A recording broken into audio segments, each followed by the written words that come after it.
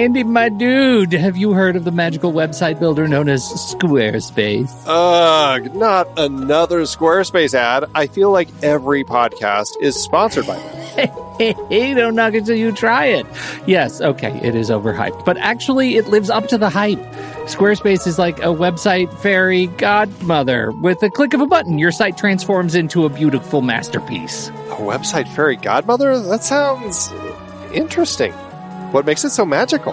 Well, for starters, those slick templates make anyone look like a professional web designer. Pick one, customize the colors and fonts to match your brand, and voila. Plus, the drag-and-drop Fluid engine is so easy, your grandma could build a site on Squarespace. Well, she did knit me a lovely scarf last Christmas.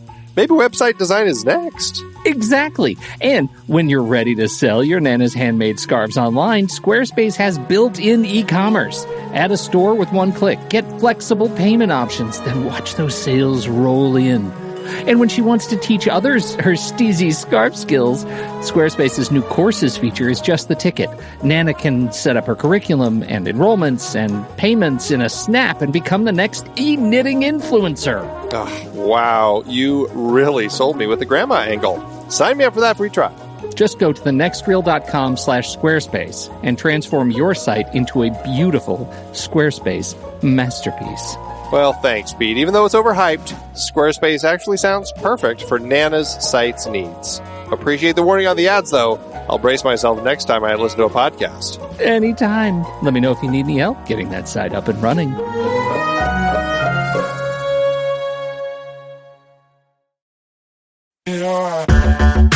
Andy, can you believe we've almost hit 700 episodes of The Next Reel? I know, it's crazy. And with all the other episodes in our family of podcasts, we are well over 1,200 episodes of movie conversation. It's really pretty amazing that we've gotten to have these in-depth movie chats every week for over a decade now. And we couldn't have done it without our loyal community of film fans. Their support over the years has meant so much. For sure. That reminds me, we should give the merch store a shout out. Buying shirts from thenextreel.com/merch is a great way listeners can continue to support the show. Plus, they get to sport our great designs. Absolutely. I think sometimes folks forget we have a variety of shirts, mugs, phone cases, and more available. In fact, a great place to start is with a shirt sporting the Next Reel's logo. We also have that classic Fast Times Spicoli Surf School tee, or the weirdly popular Rusty's European Tour shirt. The one from National Lampoon's European Vacation. Why is that so popular? Search me, but we have sold a ridiculous number of those. I guess there are a lot of Rustys taking trips to Europe? We're always adding new designs based on movies we've covered, like our brand new design for a streetcar named Desire, featuring a streetcar named Desire. So if you want to rep your love of TNR and films, head to thenextreel.com/merch. Every purchase helps us continue to have these weekly in-depth conversations. So visit thenextreel.com/merch today. And as always, thanks for listening and being a part of the Next Reel community. We've got lots more great movie chats coming your way. I'm Pete Wright. And I'm Andy Nelson.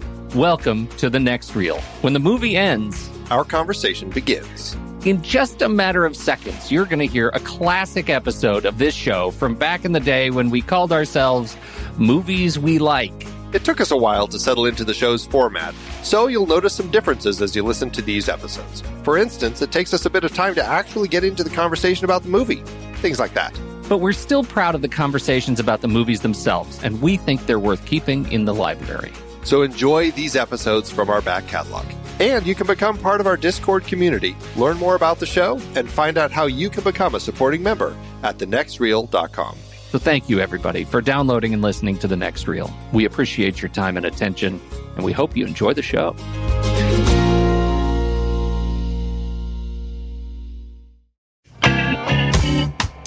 This is The Next Reel Shorts, everybody. I'm Pete Wright, and that right over there is Andy Nelson. Hello, everybody. As part of our series on movie sites that we love, you'd probably guess that we couldn't go very far without talking to Nathan Chase and Jeremy Thompson, the guys behind Flickchart. Gentlemen, welcome to The Next Reel. Thanks for having us. Glad to be here. You guys cause us great pain every week. What Flickchart has done for our show and for our community is just really fantastic. Can you talk a little bit about why, as we get started, kind of where Flickchart comes from and why you decided to bring it to us all? Well, back in 2006, Jeremy and I, we were looking at IMDb's top 250, and we were looking at the orderings of the various movies on the list, and we just noticed that some seemed way out of place. Some were way too high because they were brand new and they were just popular at the moment, and they shouldn't be that high on a best of all time list. And then we specifically saw that Pulp Fiction was ranked higher than Empire Strikes Back, and both of us thought that was all boils crazy. down to Star Wars. And we thought it was crazy, and then we also said, if people actually had these two movies in front of them and picked one or the other, we feel like that would change the whole outcome because they would pick the better film. So we wanted to go ahead and put our money where our mouth was and create that. So that was basically how the genesis of the idea was born. And then, I mean, it creates an interesting philosophy, and it may be real quick, just in case any of our listeners don't know what Flickchart is.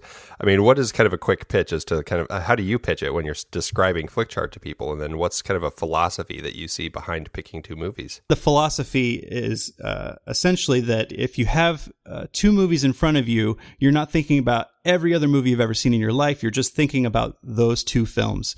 And when you look at these films in a vacuum, you're able to really suss out what's best about each one. You can think about all the merits that each film have, whether it be better direction, better acting, better cinematography, better art design, all kinds of things that make up what a film is. And you can, if you think about it long enough, you can really come up with what you think is the better made film, or in your case, it might be the film that you prefer of the two. And sometimes that's the same thing, and sometimes it's not. But either way, you're going to pick one over the other. And also, by virtue of the way that our site is designed, we tend to give you a fairly random pairing. So you might have films that you would never have thought about at the same time. Usually, if you're thinking about comparing films, you're thinking about comparing films maybe in the same genre or the same director or same actor, that kind of thing. But if you get Bambi versus Die Hard, your thoughts are going to go a completely different direction. One interesting thing about it, too, is that we've had a lot of people who really kind of react against the idea because they think that art is the sacred thing, and, how dare we pit these works of art against each other, and what a trivial way to look at these things and stuff like that. But I think counterintuitively what we've found is, as Nathan said, it gives you this little scope to look at both of these things, just these two movies in isolation very closely, rather than feeling like that a lot of people have made lists in the past. You're just looking at this list of text and shuffling names around and trying to get the whole thing done and come up with your favorite movies of all time in the span of 15 minutes or so. You kind of exchange the name of the movie as this token for what you've thought about it for years. And so there is a trivial way to look at it, but we've found that, like you say, you can have a lot of pain trying to make some of these decisions, and that's really what we go for is, pain. To hear you talk about it like this, you're like a ranking samurai. You're so zen about this whole process of just being so introspective. How long did it take you to come to that? And what are your, are there any battles that you find are just unrankable? I haven't personally come up against anything that's unrankable. For me, the ones that are the hardest are the ones that you're the most meh about. The ones that are kind of right in the middle, that you really don't feel strongly one way or the other. You don't really love them. You don't really hate them. You're just kind of ambivalent about. And making that choice, for me at least, is the one that's the hardest. I think the tough ones for me tend to be that, and this is probably the case for a lot of people, I have a lot of movies that I know as art are very good. I do technically admire a lot about them. But the harder ones for me, the ones that really yank me around, are the ones that I've had nostalgia for 20 years or 30 years. And I've held them as this dear thing in my life since I was a child. To get those against one another, it feels almost like I'm just casting a friend away if I rank against it. It's kind of like I want a lot of them to be number one, just to signify how important they are in my life. But on Flickchart, you got to choose, and Sometimes that's very hard. I would say the nostalgia ones are the hardest for me. I would agree with that too. I find, ranking some of my favorite nostalgic films from my youth, like Clue, really hard when it comes up against something like 2001 or something. And I'm like, well, right. I really love Clue, and I'll probably put it on first. 2001. I love Clue too. The better film. Yeah. Not to mention, there's the shame factor, because I have to defend my top 20 against other people who do have Citizen Kane and kind of all the ones that you'll see in the AFI and IMDb lists and things like that. They've got those in their top 20, and I've got, for instance, The Burbs, with Tom Hanks. So, I don't know why, and I can't defend it, but there are just some movies that really speak to me. Between the shame factor and the nostalgia one, feeling like I'm throwing away one of my old teddy bears from when I was a kid. Those are the hardest things for me. I worry at some point that your next version of this site is going to be like Flick Children, a list of your favorite children or something like that. Like that's kind of what I feel like when I do my ranking, and sometimes it's miserable. We call it kind of fondly a Flickchart hate crime, but it is very difficult. In the philosophy of the whole thing, I mean, is there really such a thing as a perfect Flickchart list? The thing about Flickchart is that you're always ranking new movies because you're always seeing new movies. So you're always going to have movement in your list, in your chart.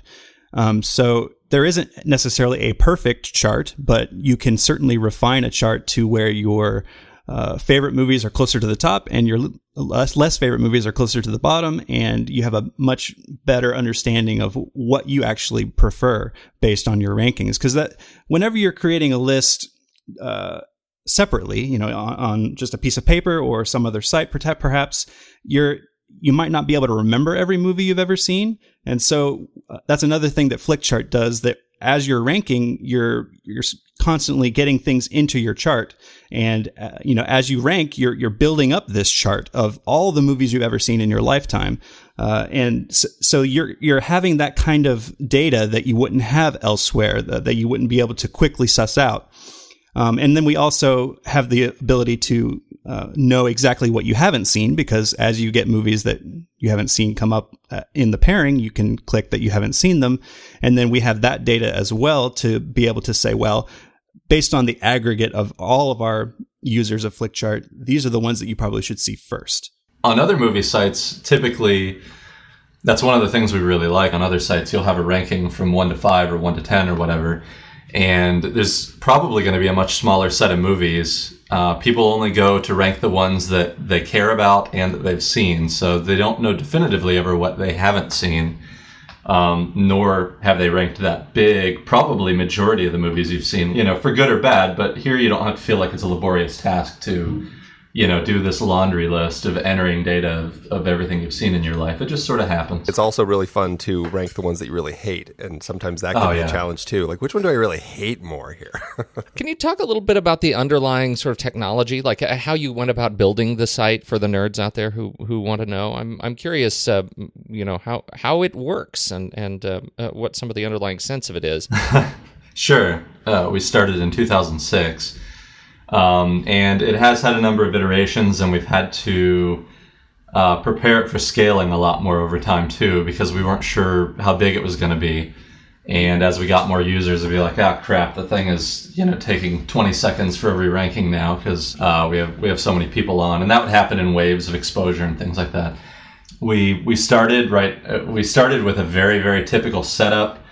It was just a dedicated server, and the website in the beginning actually would refresh painfully every ranking you did, because at the time all the Ajax stuff like you see now, where it doesn't reload the page, which is now very common on websites, that wasn't around. So every time you ranked, it would reload the whole page. Since then, we've obviously added a lot more modern methodologies, and now we're able to do that in the background. We have a number of different databases that we use, a few different platforms to be able to keep all the data straight.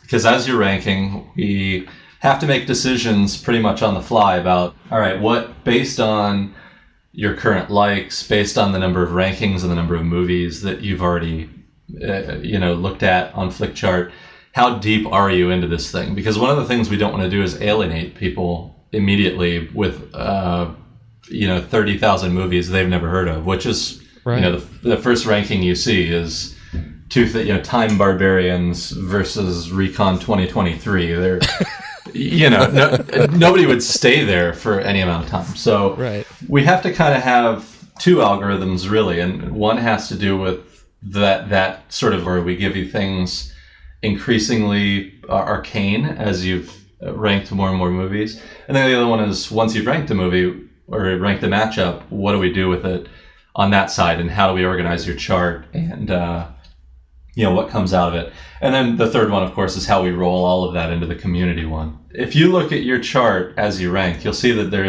it's not that complex, really, in this current iteration of it. The aggregate chart is really where most of the complexity comes from to roll everybody's about 200,000 users. That gets pretty hard, and we have a lot of arguments about it between ourselves and among users as to how we should weight that algorithm, if at all. Because like Nathan said, you have the thing where on IMDb, you'll see The Dark Knight be one of the top 5 movies of all time. Right. And if it's not that, it's The Avengers. And sort of like every new blockbuster rockets up to the top if it's halfway decent and stays there for a year or more. So we have to do a lot of stuff to kind of balance that with a sense of sanity of does that actually make sense or not. What are you, when you look at the site as it is now, and I know you're in active development, but when you look at the site that you have built, what are you most proud of? Personally, I've always liked the kind of personality of the site a lot. From a technical standpoint, doing the development, I can always look back and hate. That's not hard, especially something with its roots in 2006. Like, God, why did I do it that way? And I'm so much smarter today. What was I thinking? But I think the personality of it, I like that we've got the little quips that are above the rankings. Those show up in various points of the site. I like that it doesn't have a very staid business template-y look to it. I like that it's got its own distinct appearance and personality to it. I think that part has endeared it to users, and I consider that one of the core things about Flickchart that kind of people can identify with. I like the fact that Flickchart as a name became a verb, to do a Flickchart or to chart your movies, or it's a noun, it's my Flickchart. So it kind of grew from just the name of the website to represent a lot more. And there's a lot of really interesting things going on in terms of, as we tabulated all this data about all the movies and all the rankings and everything, we can really find out really specific things like, what's your favorite Bruce Willis action movies from the 1990s? And it's like you can do that in like 2 clicks, which is something you really can't do anywhere else. And it kind of just grew out of the fact that we had all the data and we could present it in a way that was really interesting and compelling. And you don't really have to work very hard to get to that data. So I'm really proud of the fact that we have such a really robust way to look at all the rankings that you've done in a way that you really can't do anywhere else. Well, I think that all your fans think so too. And, there's all these rumblings about a version 2.0. Is there anything you can tell us about things we can look forward to in this version when it may be released? One of the big things that we want to do is we want to make the barrier to entry even easier, even smaller, where when somebody brand new comes to the site, they don't have a way, a thing saying you got to sign in and create an account and all that right up front. We want it to be, bam, here's movies to rank and just get started. And as you rank, then we'll say, hey, you want to save your rankings, create an account in 2 clicks and you're done. So we want to make that a lot easier. We also want to make the home page, the very first page that you come to, much more robust in terms of all the types of data that you're looking at. We want to make sure to expose people to all the different charts that are out there. We want to expose people to the genres and the ways that you can get to all the data, because some people, the the main mechanism of ranking two movies at a time is almost so enveloping and so addictive that that's all they do. They get to those two movies, then they start ranking, and they never ever go anywhere else on the site. And so that's, a user experience thing that we have to sort of figure out and really refine in order to get people to see that there's a lot of stuff you can do with that data, with those clicks and taps after you've done them. So we want to make sure to push that and make it much more visible for people. Yeah, and to piggyback on that a little bit, more specifically in terms of the ranking thing, there's this kind of usage pattern that people can fall into where they see this and they think, wow, this is awesome. I just can't stop doing this. And they don't. But then at the end, they're like burned out. They're like, I got to give this a rest for a while. Or they got to the point where they think their chart is enough in order that it's good for now. And like Nathan said, because they haven't explored the rest of the site, they haven't really gotten to some of the other mechanisms or discussions or any of that stuff, that they got their chart in order. They really feel like they've spent, 6 hours a day on this thing off and on during work or whatever else, that they're done. I get that because it's a very high intensity thing if you're really into it, but we want to smooth out that usage pattern more and give them a lot more readily available stuff that kind of brings them back daily or weekly and to where there isn't as much of an end point or as much of a burnout. And they can keep going and find new ways to explore it all the time. Yeah. For the people who's and for the hardcore users, for the people who spend their time and never burned out and use it as a primary way to rank their sort of catalog of experience. Anything you can share for those folks that have been waiting for an update too? We're developing a page or a function of the new site that is completely about personalization. So it's a page that's all about you, and it's based on your rankings, and it's based on your friends, and we can take a lot of really interesting information and expose you to it in a way that you haven't seen before on Flickchart. So we're really excited about this page that we're developing on that regard. So we can come up with movies and charts and actors and directors and different ways to get you interested in movies again every time you come to the site and find new ways to rank movies.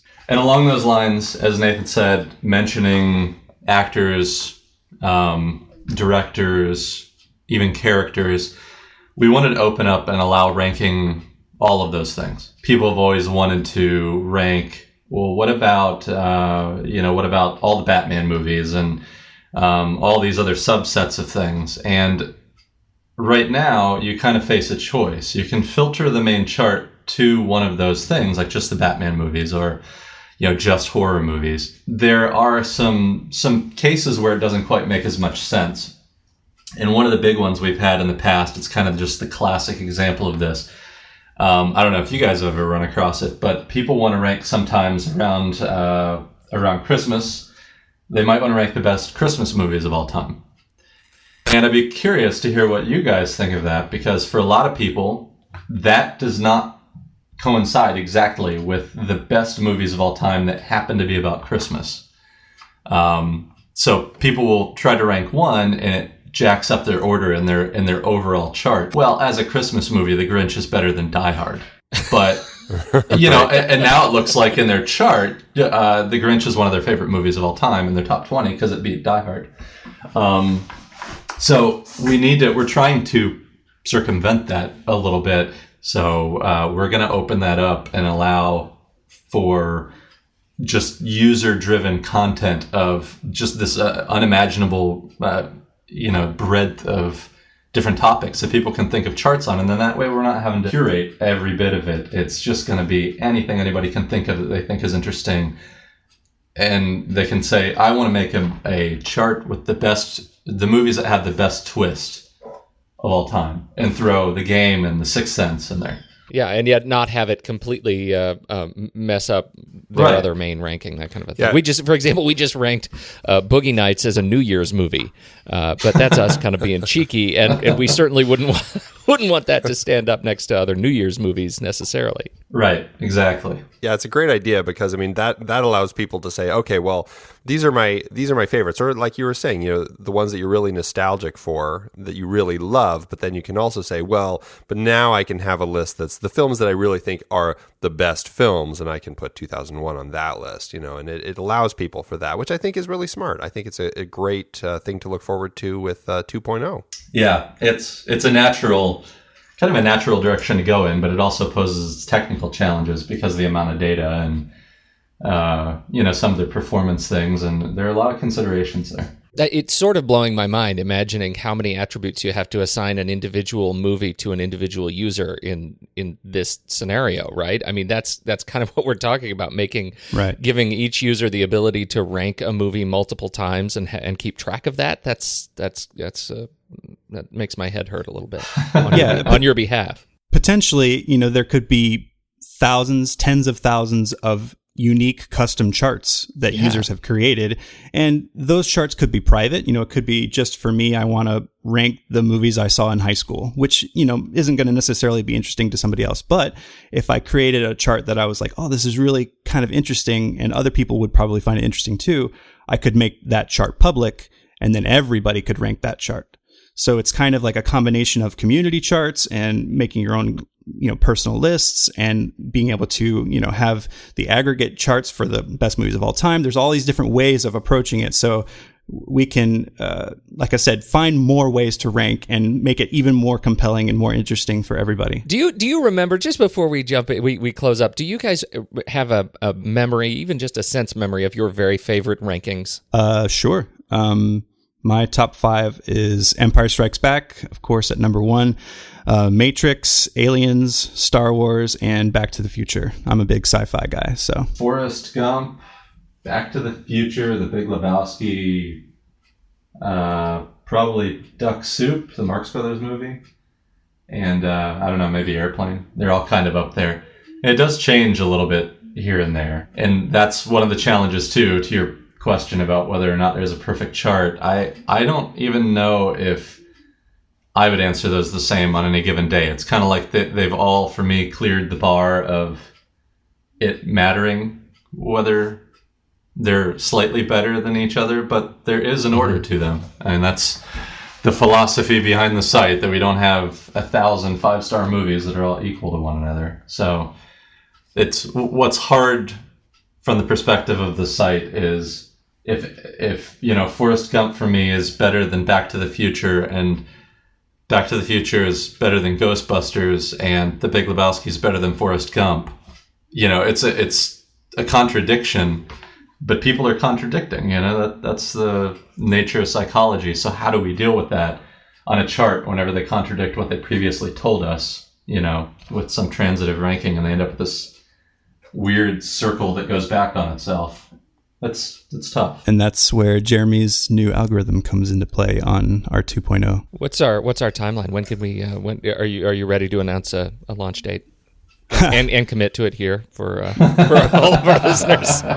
Everyone wants to know. Yeah, I will say that we've been working on it much harder within the past 6 months than we ever have. Jeremy and I have both had quite a bit more time to focus on it, so the outlook is good. Basically, all of the plumbing is in place. If you want to take a house analogy, all the plumbing is in place. The foundation is there, and we're putting up the walls now, and then we'll be getting into the electricity and painting and all that stuff soon. Yeah, we hope to have a reasonable alpha before too long, for people to kind of get in there and kick the tires a little bit. All our Flickcharters who've stuck with us and been so important to the community for so long. We don't have an exact date on it, but certainly we want to get them in there as soon as we can, and start getting their feedback as we continue to develop things. Well, we're excited to check it out and see how that plays when it comes time. So is there any place people should go check out other than Flickchart? I mean, you've got blogs, Facebook, what else? Facebook, Twitter, our blog, everything it's always Flickchart everywhere on social media. And if you're a really hardcore user of Flickchart, we have a really active discussion group on Facebook called Flickcharters. You can just go to facebook.com/groups/Flickcharters, I believe, and request an invite to get in there. And there's hundreds and hundreds of folks in there that are majorly into film and super big fans of the site and can help guide you as you are a new user of Flickchart, or if you're a hardcore user and you want to talk to other hardcore users, that's the place to do it. It's I don't know. I think there's an overriding sort of feeling that I get in that Flickcharters group that I don't get anywhere else, and it's that all of those people are so incredibly nice. I was just going to take a minute to say that I'm not sure what it is, but both, especially in the Flickcharters Facebook group, but even a lot of the commentary that I see on Flickchart itself, on discussions and movies, it seems to be such a, I don't know what it is, but such a welcoming, friendly, very, very conscientious and thoughtful group of people. I don't think I've ever seen another community online that I can think of offhand that, for whatever reason, has attracted such a great group of people. I'm not sure what it is, but it's true. It is. It just feels good to be a part of it. And so, yeah, I mean, I would just throw out a plug for those who are into movies, and the Venn diagram of our listeners and Flickcharter members it's practically a perfect circle, I think. So, if you listen to the show and you haven't played with Flickchart and jumped into that group and you want to talk about movies with people who are absolutely knowledgeable and have a wide and eclectic range of tastes, it's a great place to go. Final plug, where can we find specifically your Flickchart pages for people who want to rank against you? My username on Flickchart is Zampa, Zampa. And mine is Prophesy, Prophasi. Fantastic. We are putting those in the show notes, along with your very firm non-committal committal of good alpha before too long. Yeah. Nathan Chase, Jeremy Thompson, thank you so much for taking your time to join us for TNR Shorts. We sure appreciate everything you do, and appreciate you being on the show. Thank you very much. Yeah, thanks a lot. We love being here. All right, everybody, thank you so much for downloading and listening to the show, as always. Andy, any closing words here? Did I miss anything? I think we got it, and it's super exciting to have you guys on the show, and can't wait to get back to my chart and do some more ranking. I know, I'm eagerly ranking. Admission, I've been ranking this whole time. Thanks, everybody, for listening, and this has been TNR Shorts. Check your feeds. These things we've got a whole series of them coming out, so we thank you for your kind words and comments on these, and we'll catch you next week on the regular show.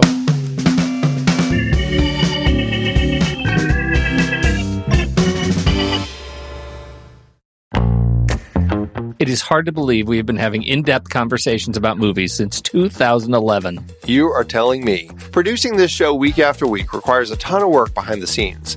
If you'd like to help support our efforts, one easy way is by using our Originals page when shopping for books and movies that we've covered. Just visit thenextreel.com/originals. Your purchases made through our links give us a small commission at no extra cost to you, and allow us to keep having these great discussions. Season 5 had some great adaptations, like our Meryl Streep Oscar-nominated performances series. We covered adaptations like Kramer vs. Kramer, Sophie's Choice, and The French Lieutenant's Woman. It's a real Sophie's Choice between those books. You see what I did there? Yeah. And I don't think it's quite at the level of a real Sophie's Choice.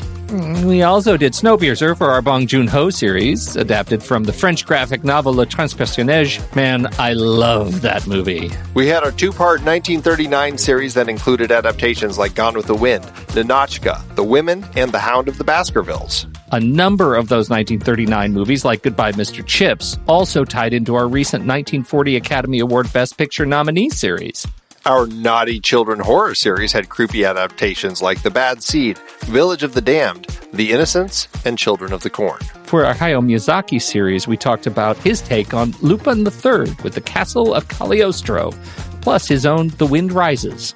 Some great listener choice picks too, Viridiana and The Great Escape. And for our David Mamet Wright series, The Verdict, The Untouchables, and Glengarry Glen Ross. Plus, Kiss Kiss Bang Bang from our Shane Black series, adapted from Brett Halliday's novel, Bodies Are Where You Find Them. Dive into the sources for all of these at thenextreel.com/originals. Every book you buy helps support the show. Check out thenextreel.com/originals today and find your next read.